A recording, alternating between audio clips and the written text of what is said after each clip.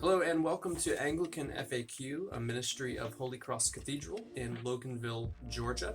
Today for our very first Anglican FAQ, we've got this question right here.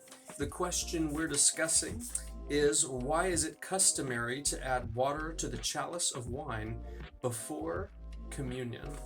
Well, this is one of those practices that began simply enough.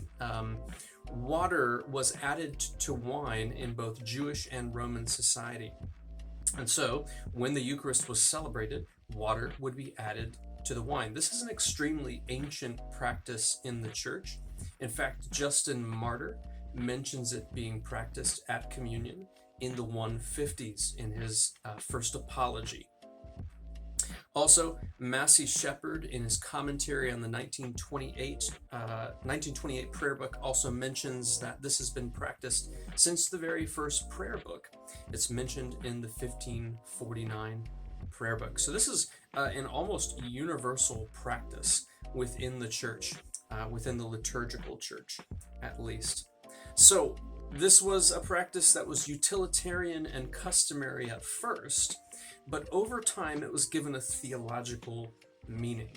And really there are three key meanings that this is given. So the admixture, and that's what this mixture of wine and water is called. The admixture means primarily three things theologically.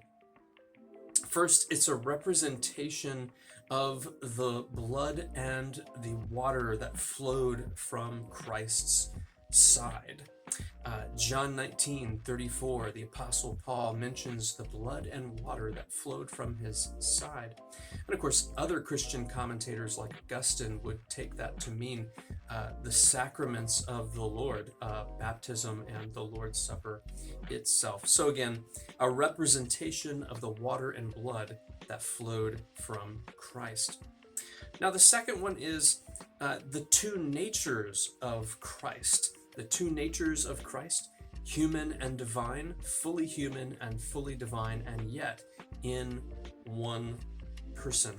This is what we call the hypostatic union, and it's what's attested to in what's called the Chalcedonian definition, arrived at by and agreed upon by the Council of Chalcedon.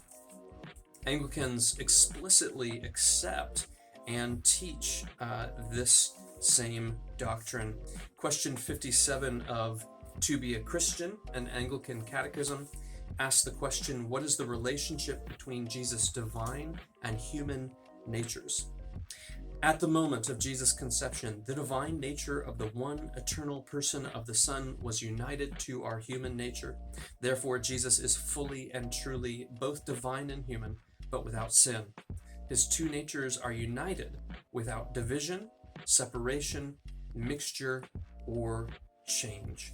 Symbolically, the admixture of the water to the wine is a time to remember that Chalcedonian definition and the hypostatic union.